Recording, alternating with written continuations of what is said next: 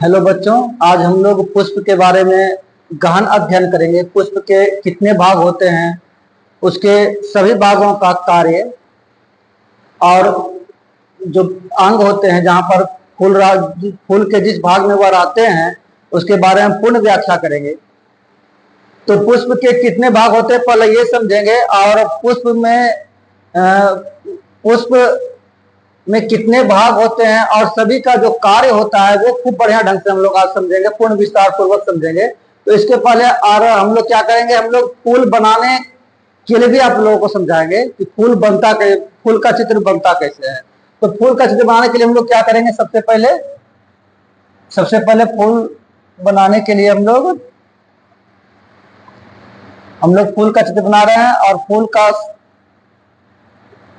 ये लिए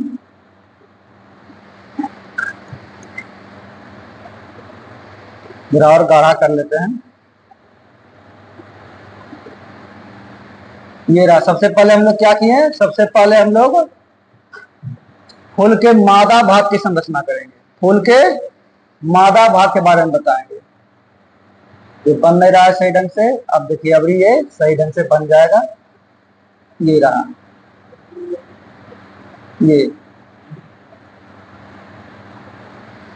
ये फूल का जो है मादा भाग होते हैं, इसको क्या बोलते हैं, स्त्री केसर। इस मादा भाग को क्या बोला जाता है, स्त्री केसर। इसमें क्या होते हैं, इसका स्त्री केसर का भी 3 भाग होते हैं। स्त्री केसर कितने भाग होते हैं, 3 भाग होते हैं, जिसको जायांग भी कहा जाता है। तो जो ऊपर वाला जो भाग होते हैं इसमें क्या होता है, ये चिपचिपा पदार्थ पाया जाता है। ऊपर का भाग में चिपचिपा पदार्थ पाया जाता है, इसको क्या बोलते हैं, वर्तिकाग्र। बीच वाला यहां से यहां तक जो पतली डंटी होती है, इसका नाम क्या है, इसका नाम है वर्तिका। इसका नाम वर्तिका। और ये भाग को क्या कहते हैं, इस भाग को कहते हैं अंडाशय। ये 3 भाग होते हैं, और तीनों भाग मिल करके क्या करते हैं, तीनों भाग को अगर एक रूप में देखा जाए तो स्त्री केसर इसी को कहा जाता है, स्त्री केसर कहा जाता है या जायांग कहते हैं। आपका अगर परीक्षा में आएगा तो आपका स्त्री केसर ऑप्शन रहेगा या जायांग रहेगा, दूसरा चीज में नहीं मारिएगा। या तो स्त्री केसर में आप सही कीजिएगा या तो जायांग में कीजिएगा, क्योंकि दोनों स्त्री केसर को ही जायांग भी बोला जाता है। ये पुष्प का जो होते हैं वो मादा भाग है। पुष्प का नर भाग भी होते हैं, इसके बारे में अभी हम समझाएंगे आप लोगों को। तो पुष्प में क्या पहले पूछा जाएगा, पुष्प में जो होते हैं, पुष्प में जनन जो होते हैं वो जनन कैसा होता है, लैंगिक जनन होता है या अलैंगिक जनन होता है। तो पुष्प में लैंगिक जनन होता है, याद रखिएगा। पुष्प के नर भाग भी होते हैं और मादा भाग भी होते हैं। तो जिस जीव में नर भी होते हैं और मादा भी होते हैं, दोनों मिल करके जो निषेचन की क्रिया करते हैं, तो उस जीव को क्या कहा जाता है, उस जीव को कहते हैं हम लोग लैंगिक जनन। उस जीव में लैंगिक जनन होता है उसमें। तो अब इसका देखते हम लोग हैं, इसके आगे रंग इसका बदल लेते हैं ताकि आप लोग को समझ में आवे। ये जो इसके ऊपर में क्या रहते हैं, इस तरह से बने हुए रहते हैं, इस तरह से। इसको क्या बोलते हैं, इसको बोलते हैं पुमंग। ये पुष्प का नर भाग है, ये पुष्प का नर भाग है। ठीक है, इसको हम अलग करके ही समझाएंगे आप लोगों को कि पुष्प का नर भाग में ये क्या है, ये क्या है। इसका नर भाग का जो 3 भाग होते हैं, पुष्प का नर भाग को क्या बोलते हैं, पुमंग बोला जाता है। क्या बोला जाता है, पुमंग। पुमंग के भी 3 भाग होते हैं। जिस तरह से आपका पुमंग, जिस तरह से स्त्री केसर के 3 भाग होते हैं, वैसे पुमंग का भी 3 भाग होते हैं। तो पुमंग का 3 भाग कौन कौन होते हैं, सो देखिए। इस भाग को क्या कहते हैं, इस भाग को क्या कहते हैं, यहां से यहां तक जो डंटा है, इस भाग को तंतु बोला जाता है। इस भाग को तंतु बोला जाता है। और इस भाग को क्या बोलते हैं, इस भाग को बोलते हैं परागकोश। और परागकोश के अंदर जो रहते हैं उसको क्या बोलते हैं, परागकण। ठीक है, परागकण, परागकोश और तंतु, ये 3 को मिल करके क्या बनाते हैं, ये तीनों मिल करके जो पुमंग होते हैं। ये पुमंग जो है ये तीनों मिलकर के जो भाग बनता है उसको बोलते हैं पुमंग। अब देखिए, अब हम लोग आगे की संरचना करते हैं। आगे की संरचना ये रहा, इसका भी रंग बदल देते हैं। इसमें जो होते हैं क्या, ये पहला ये भाग जो होता है जिस पर फूल रहता है उस भाग को बोलते हैं पुष्पासन। उस भाग को क्या कहा जाता है, पुष्पासन। पुष्पासन माने पुष्प का आसन, जहां पर फूल बैठा हुआ रहता है, जहां पर पुष्प बैठा हुआ रहता है उसको क्या बोलते हैं, इस भाग को पुष्पासन कहा जाता है। पुष्पासन माने पुष्प का आसन। पुष्पासन माने पुष्प जोड़ आसन, माने पुष्प का आसन, पुष्प पे बैठने की जो स्थान होते हैं उसको बोलते हैं पुष्पासन। अब इस भाग को जो डंटी होता है इस भाग को क्या बोलते हैं, इस भाग को बोलते हैं आपका वृंत। ये दोनों जरूरत नहीं है, अगर फूल का भाग पूछा जाएगा तो ये दोनों की आवश्यकता नहीं है। फूल का भाग जो होते हैं वो दो प्रकार के होते हैं, एक होते हैं मुख्य भाग जनन अंग का, और एक होते हैं जनन में सहायक जो भाग होते हैं।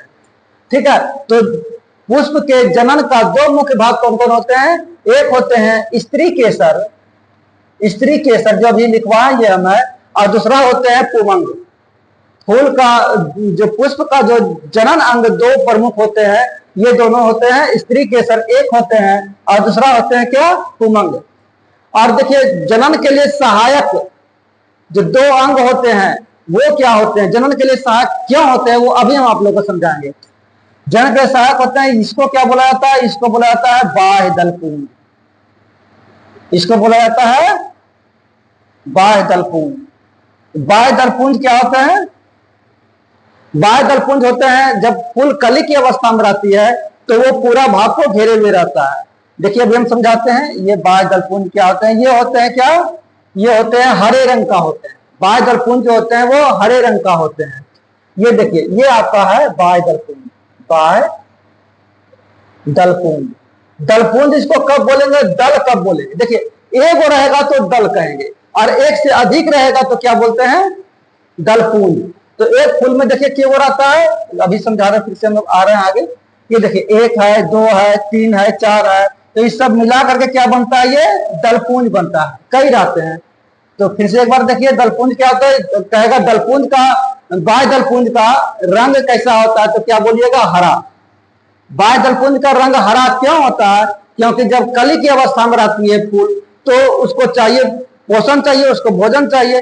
तो भोजन तो जिसमें क्लोरोफिल रहेगा वही देगा, तो क्लोरोफिल जिसमें रहेगा वो रंग हरा रंग का होगा। देखिए ये हरा रंग का है, इसमें क्लोरोफिल है, तो क्लोरोफिल रहेगा तभी प्रकाश संश्लेषण की प्रक्रिया होगी। और प्रकाश संश्लेषण की प्रक्रिया यहाँ होती है, पुष्प को पोषण मिलता है। पुष्प जब कली की अवस्था में रहती है तब उसको पोषण मिलता है। ठीक है, तो हम लोग क्या, बाह्य दलपुंज के बारे में हम लोग पढ़ लिए। इसका नाम क्या है, इसका नाम है बाह्य दलपुंज। बाह्य माने क्या हो गया, बाहरी, बाह्य दलपुंज।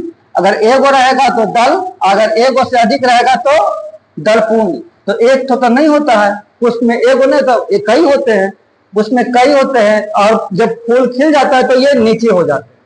अभी इसको हम खिला हुआ फूल को भी आप लोग को समझाएंगे बढ़िया ढंग से, पहले इसको समझिए आप लोग, बाह्य दलपुंज। ठीक है, अब क्या होते हैं, फूल के जो एक और मुख्य भाग होते हैं, एक और मुख्य भाग होते हैं जिसको क्या बोलते हैं, फूल का रंगीन भाग।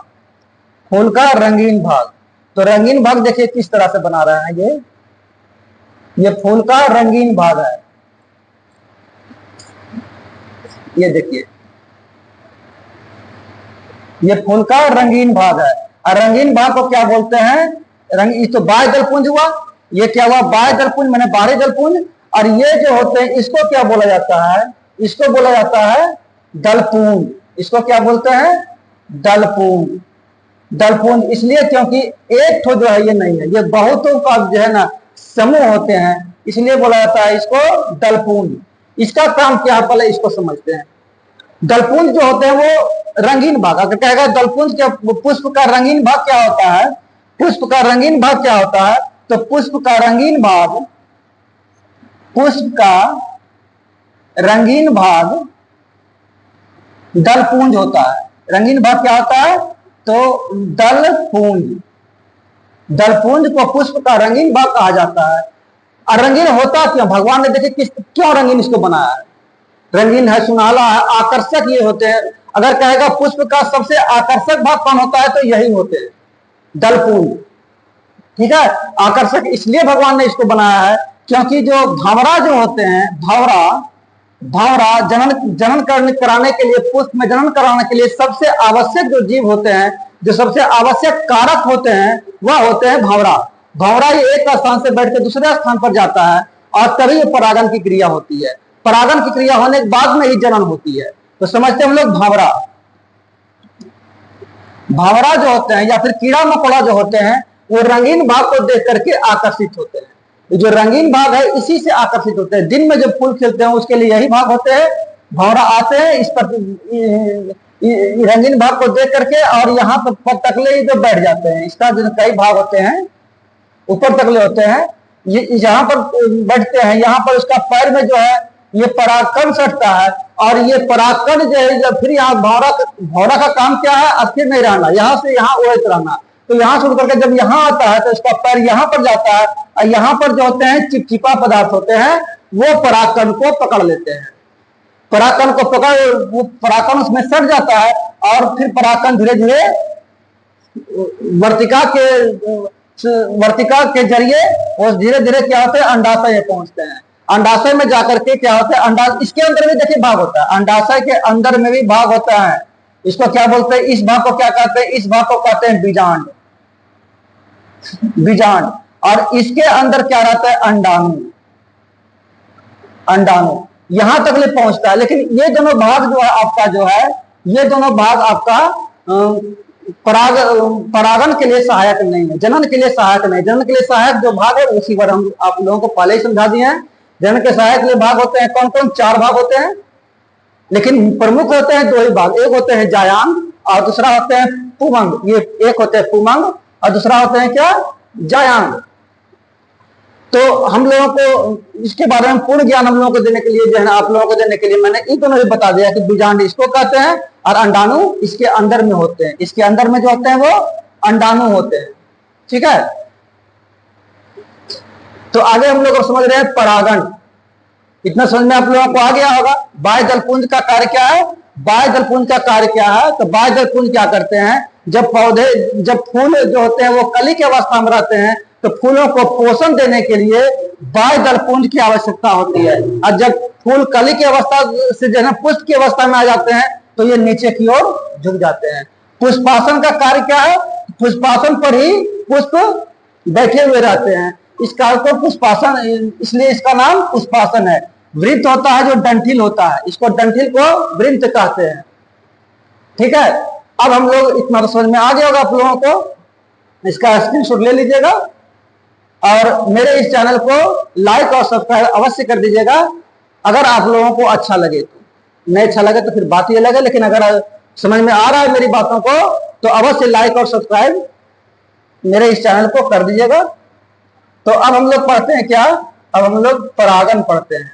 पहले इसको समझ लेते हैं फूल को, ये तो बता चुके हैं मैं। इसमें देखिए फिर से दिया गया, ये भंवरा है।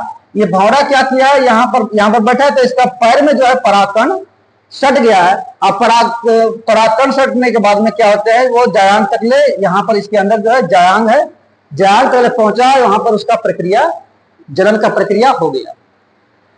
ठीक है, देखिए अब क्या होता है, हम अलग से आप लोग को समझा देते हैं।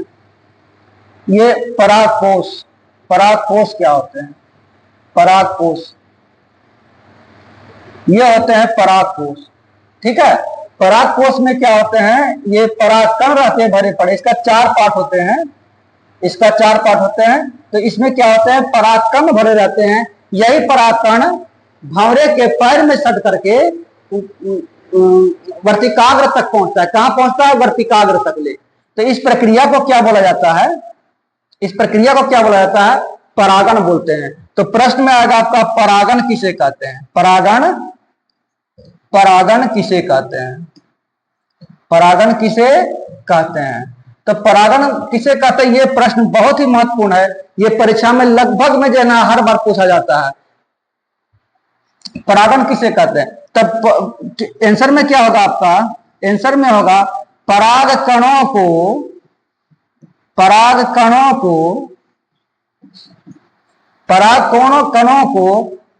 कोश से, देखिए इस भाग को क्या कहते हैं? पराग कोश। और इसके अंदर जो कण होते हैं, 4 पार्ट में रहते हैं, उसको क्या बोलते हैं? परागण। उसमें उसको पराग कण बोलते हैं ना, पराग कण। पराग कोश से, पराग कणों को पराग कोश से वर्तिकाग्र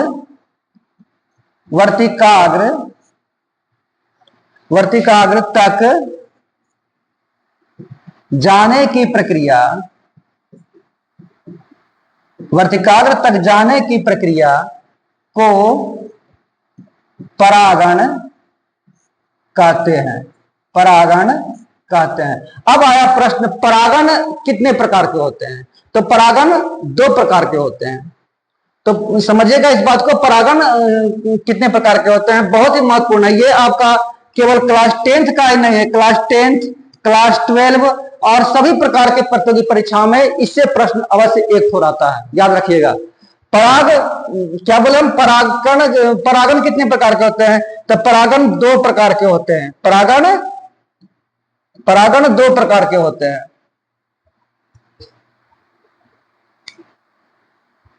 परागण 2 प्रकार के होते हैं। परागण 2 प्रकार के होते हैं। एक नंबर में क्या होता है? एक नंबर में होता है स्वपरागण, और 2 नंबर में होते हैं क्या? परपरागण। एक नंबर में होते हैं स्वपरागण और 2 नंबर में होते हैं क्या? परपरागण। अब हम लोग समझेंगे स्वपरागण क्या होते हैं और परपरागण क्या होते हैं। तो स्वपरागण क्या होता है? देखिए जरा समझिए, एक पेड़ में कई फूल लगे हुए हैं। एक पेड़ में आपका कई फूल लगे हुए हैं, ठीक है। तो अगर हम लोग क्या पढ़ रहे हैं? हम लोग स्वपरागण पढ़ने जा रहे हैं। एक पेड़ में कई फूल लगे हुए हैं, अगर इसी फूल का नर भाग जो होते हैं, इसी फूल का नर भाग क्या होते हैं? नर भाग परागकोश होते हैं। परागकोश को क्या पुंकेसर भी कहते हैं, याद रखिएगा, पुंकेसर भी कहा जाता है। पुंकेसर माने क्या हो गया? पुंकेसर का दोनों भाग हो जाता है, परागकोश हो जाते हैं, परागकण हो जाते हैं और तंतु, तीनों मिला करके पुंकेसर होते हैं। पुंकेसर को ही पुमंग भी कहते हैं, पुंकेसर को पुमंग भी कहा जाता है, ठीक है।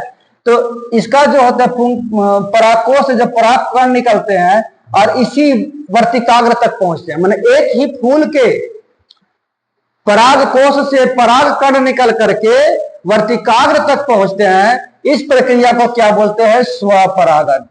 इस प्रक्रिया को स्वपरागण कहा जाता है, ठीक है। और इसके विपरीत हम लोग समझते हैं, एक चीज और समझ लेंगे। अगर इस फूल के परागकण निकल करके इस फूल के वर्तिकाग्र तक पहुंचा तो उसको भी स्वपरागण कहते हैं। लेकिन अगर एक और पेड़ यहां पर है, एक पेड़ और है और इस फूल के परागकण निकल, जरा ध्यान समझिएगा और बढ़िया समझिएगा, ये प्रश्न बहुत ही इंपोर्टेंट है।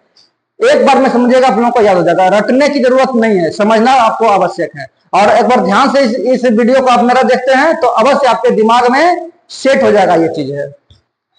देखिए इस पेड़ के परागकण, इस पेड़ के फूल से, पुष्प से जो है परागकोश से परागकण निकल करके दूसरे पेड़ के पुष्प के वर्तिकाग्र तक पहुंचने पर जो जनन होता है उसको क्या बोलते हैं? परपरागण, है ना।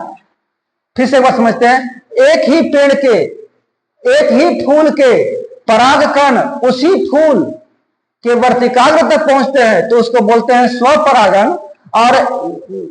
और एक बात और इसमें, एक ही पेड़ के किसी फूल के उसी पेड़ के किसी दूसरे फूल के वर्तिकाग्र तक में पहुंचता है। इस एक ही पेड़ के तो किसी फूल के परागकण उसी पेड़ के किसी दूसरे फूल के वर्तिकाग्र तक पहुंचता है, तो इस प्रक्रिया को भी स्वपरागण कहते हैं। लेकिन पर परागण इसके विपरीत है।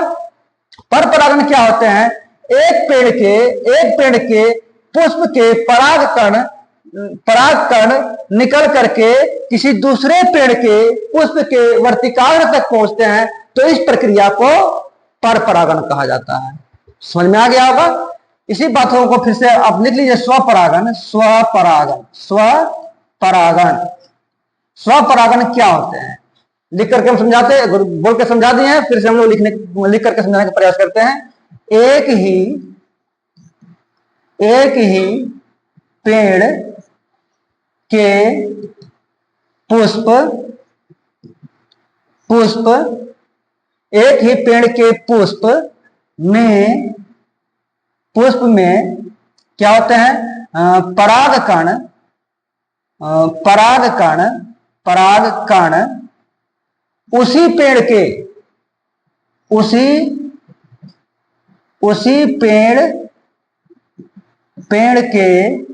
उसी फूल या उसी पुष्प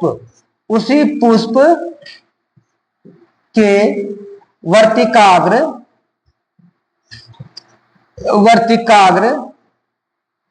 तक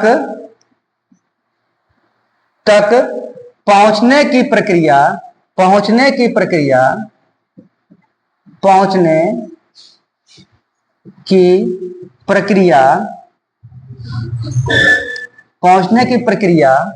या एक ही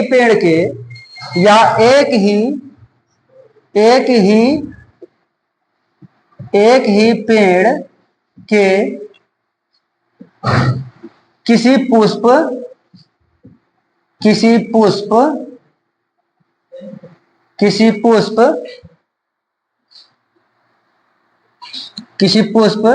के परागकण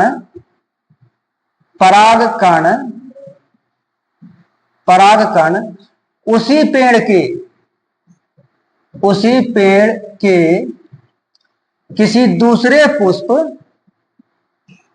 किसी दूसरे पुष्प के वर्तिकाग्र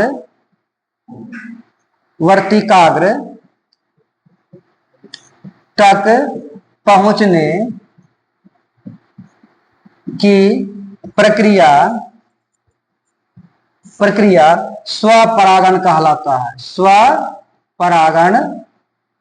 स्वपरागण कहलाता है। इसका डेफिनेशन जरा हम लंबा करके समझा दिए, ताकि अगर किसी प्रकार का प्रश्न अगर स्वपरागण से पूछा जाए तो आप लोग आंसर आराम से दे सकते हैं। स्वपरागण कहलाता है। अब इसके विपरीत देखें हम लोग पर परागण। अब इसके विपरीत हम लोग क्या देखेंगे? पर परागण।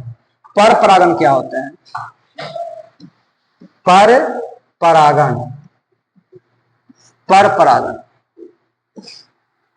एक पेड़ के किसी पुष्प के परागकण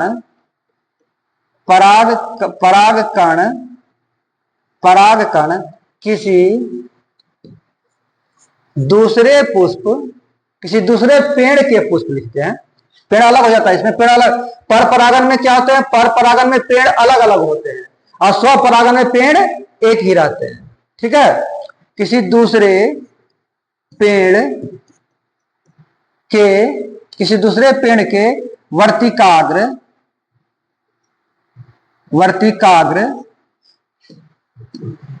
तक जाने की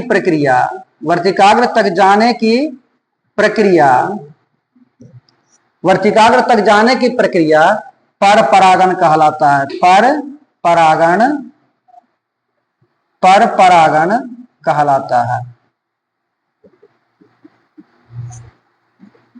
कहलाता है। मुझे आशा है कि आप लोगों को बढ़िया समझ में आ गया होगा ये चीज, स्वपरागण और पर परागण और परागण। 3 क्वेश्चन बहुत ही महत्वपूर्ण है और तीनों को हम बढ़िया ढंग से समझा दिए। आप लोगों को रट्टा मारने की जरूरत नहीं है। आप लोग ध्यान से केवल इस वीडियो को 1 से 2 बार देखिए, आप लोगों को पूर्ण रूप में समझ में आ जाएगा स्वपरागन क्या होते हैं, पर परागन क्या होते हैं। ठीक है, पुष्प के कितने अंग होते हैं, सभी अंगों के बारे में हम लोग समझा दिए हैं। और समझिए, अगर प्रश्न में आ जाए कि अच्छा कौन रहता है, स्वपरागन अच्छा रहता है कि पर परागन अच्छा रहता है, तो याद रखिएगा पर परागन जो होते हैं वह स्वपरागन से बहुत अच्छे होते हैं। इसका जो इसमें जो अगर फूल खिलता है तो इसका फूल जो होते हैं स्वपरागन के फूल से ज्यादा सुनाला, ज्यादा आकर्षक और ज्यादा बड़े होते हैं, है ना। अगर फल वाला की बात करते हैं तो इसका जो फल होते हैं स्वपरागन के फल से ज्यादा आकर्षक, ज्यादा स्वादिष्ट और ज्यादा बड़े बड़े होते हैं। तो ये हुआ पर परागन और स्वपरागन की बातें। आगे और भी पुष्प के बारे में हम लोग समझेंगे, लेकिन इस वीडियो में बस इतना ही। अगला वीडियो के लिए आप लोग मेरे चैनल को सब्सक्राइब अवश्य कर दीजिएगा। ये पहला वीडियो मेरा इस चैनल पर है। ठीक है, धन्यवाद।